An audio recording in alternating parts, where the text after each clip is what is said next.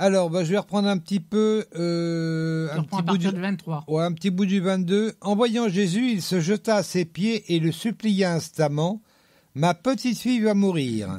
Viens lui imposer les mains pour qu'elle guérisse et qu'elle vive. » Alors Jésus partit avec lui et suivi d'une foule nombreuse qui le serrait de tous côtés. Dans la foule se trouvait une femme atteinte d'hémorragie depuis 12 ans. Voilà.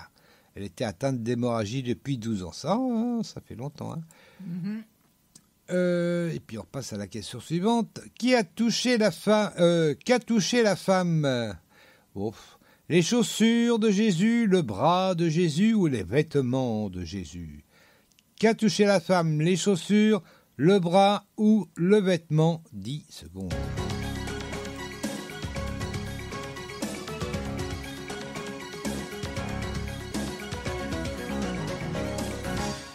Le bas du vêtement. Le bas du vêtement, ouais.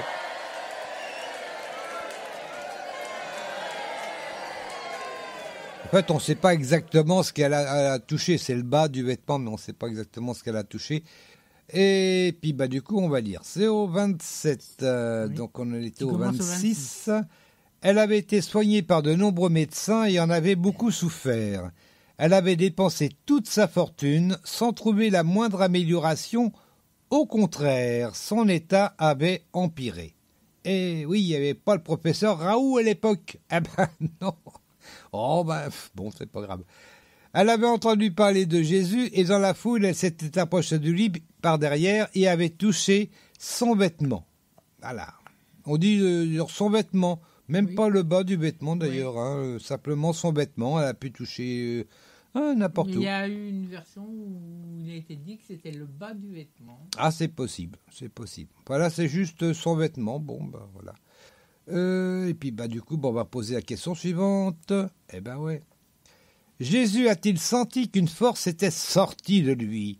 Jésus a-t-il senti qu'une force était sortie de lui?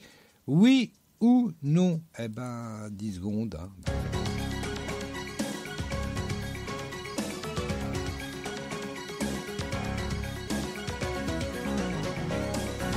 Oui. Oui, et... ouais.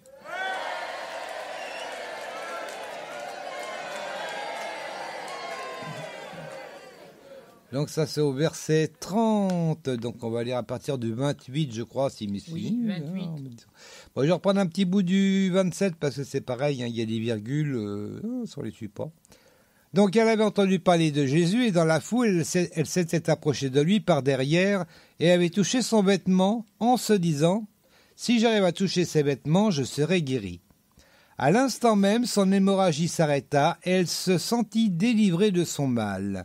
Aussitôt, Jésus eut conscience qu'une force était sortie de lui. Il se retourna dans la foule et demanda « Qui a touché mes vêtements ?» Mystère. Et puis on arrive à la question suivante du coup. Que fit la femme? Elle s'en alla rapidement, elle dit la vérité aux apôtres ou elle dit la vérité à Jésus? Petite nuance. Que fit la femme? Elle s'en alla rapidement, elle dit la vérité aux apôtres ou elle dit la vérité à Jésus? 10 secondes, encore un coup. Ouais.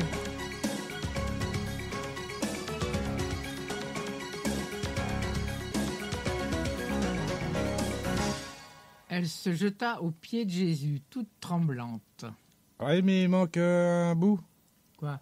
La question, c'est que fit la femme? Elle s'en alla rapidement. Elle dit la vérité aux apôtres ou elle dit la vérité à Jésus? Elle dit la vérité à Jésus en se jetant à ses pieds. Voilà. Toute tremblante. Voilà. On va dire que c'est bien. Allez.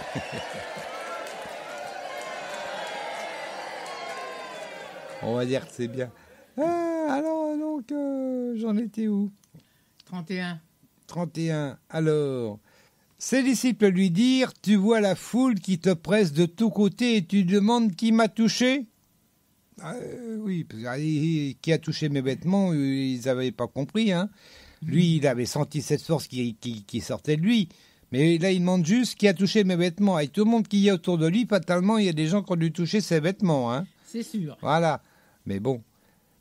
Donc, 32. Mais lui continuait de parcourir la foule du regard pour voir celle qui avait fait cela. Alors, saisie de crainte et toute tremblante, la femme, sachant ce qui lui était arrivé, s'avança, se jeta aux pieds de Jésus et lui dit toute la vérité. Voilà, c'est au verset 33. Moi, oui. je t'ai donné la réponse dans le désordre. Oui, c'est pour ça que j'avais un petit peu de mal à tout comprendre, mais bon, oh, bah, c'est pas grave. Le principal, c'est d'avoir tout. Ben voilà. Eh ben, attends.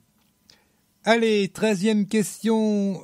Des personnes disent à Jairus que sa fille est morte. Alors, il y a deux vrais fous, d'ailleurs, vous allez voir. Des personnes disent à Jairus que sa fille est morte. Est-ce que c'est vrai ou est-ce que c'est faux? Allez, un petit 10 secondes. Allez, rapide. Hop, hop, hop, hop.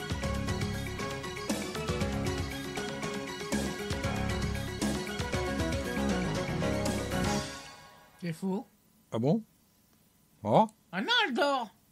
Ah non. Non, t'es en avance, ça, c'est pour ça, il y a un problème. Bon, c'est verset 35, et puis... Lié au 34. Et puis, on va voir donc... 34-35, on va lire. Ouais. Jésus lui dit, « Ma fille, parce que tu as eu foi en moi, tu es guérie. Vas en paix et sois guérie de ton mal. » Pendant qu'il parlait encore, quelques personnes arrivèrent de chez le chef de la synagogue pour lui dire « Ta fille est morte. À quoi bon importuner encore le maître ?» Enfin, tout de même. Enfin, tout de même, c'est moi qui le rajoute. Hein.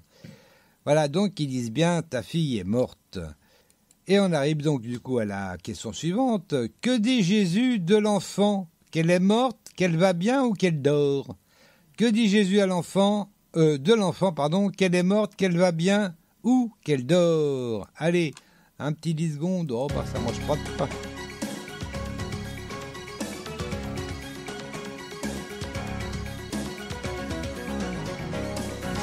Elle dort. Donc, elle dort. Cette fois-ci, c'était bon. Ah bah du coup, on va applaudir. Allez hop. Oui, mais moi, j'étais parti avant. Hein. Ah bah voilà. Non, c'est là qu'elle dit qu'elle dort. J'ai répondu de mémoire. Hein. Et d'ailleurs, moi je trouve ça assez extraordinaire quand même dans les évangiles. C'est que à chaque fois qu'on dit à Jésus que quelqu'un est mort, il dit non, il dort. Systématiquement. Oui, c'est vrai. Finalement, jamais reconnaît la mort. La mort n'existe pas. La mort équivaut au sommeil. Voilà, à dormir. Donc, quand il va ressusciter quelqu'un, en fait, il ne ressuscite pas, il le réveille simplement. Voilà, il réveille son esprit. Et voilà. Ah, c'est fort. Hein. Allez, c'est au verset 39, donc 36 à 39. Mais Jésus entendit ces paroles. Il dit au chef de la synagogue, « Ne crains pas, crois seulement. » Il ne permit à personne de le suivre plus loin, excepté ses petits favoris. Oh, j'ai rajouté. Pierre, Jacques et Jean, son frère. En arrivant à la maison du chef de la synagogue, Jésus vit une grande agitation. On pleurait et on poussait des cris. Oh. Il entra dans la maison et dit, « Mais pourquoi ce tumulte? Pourquoi ces pleurs? L'enfant n'est pas morte, elle est seulement endormie. » Les gens, ils comprennent pas trop quand même. Hein. Non, à mon avis, non. Attends. Ils doivent se demander si c'est du lard ou du cochon. Quand t'es mort, et puis c'est tout. Ah, bah attends. Eh ben non, voilà. Alors, 15e et dernière question. Ah, bon, on arrive. Jésus demande que l'on dise ce qui s'est passé. Donc, je sais pas si elle est bien posée ma question, mais bon, Jésus demande que l'on dise ce qui s'est passé. Ça fait bizarre. À propos du miracle, bien sûr. Alors, est-ce que c'est vrai, est-ce que c'est faux? Jésus demande que l'on dise ce qui s'est passé. Vrai ou faux? 10 secondes.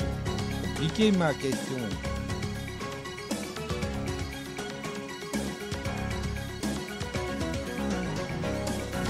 Faux.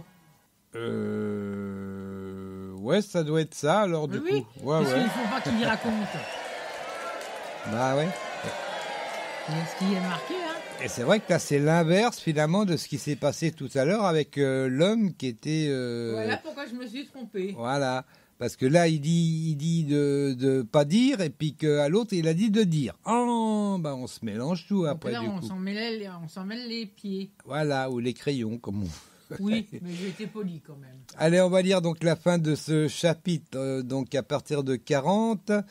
Mais on se moqua de lui. Alors il fit sortir tout le monde, prit avec lui le père et la mère de l'enfant, ainsi que les disciples qui l'accompagnaient.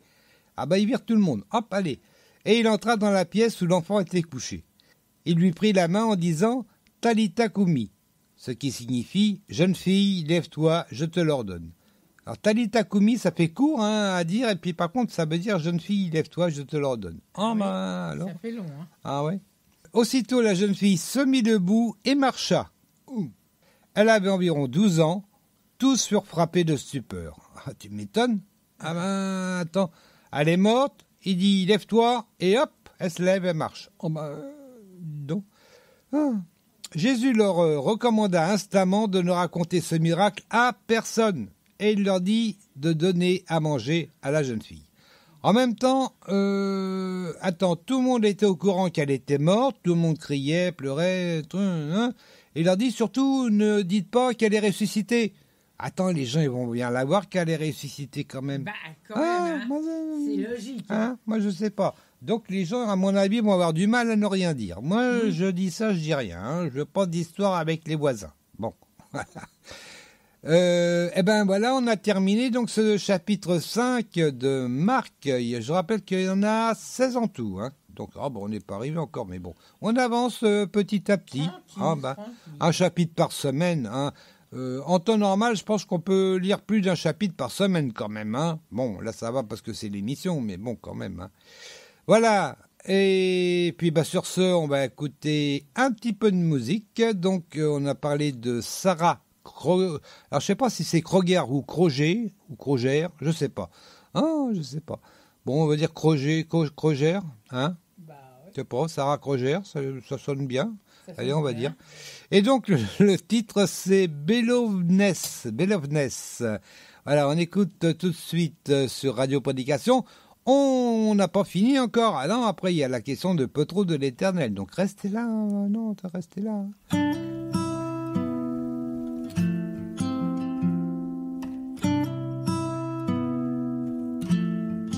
You've owned your fear and all your self-loathing. You've owned the voices inside of your head. You've owned the shame and reproach of your faith.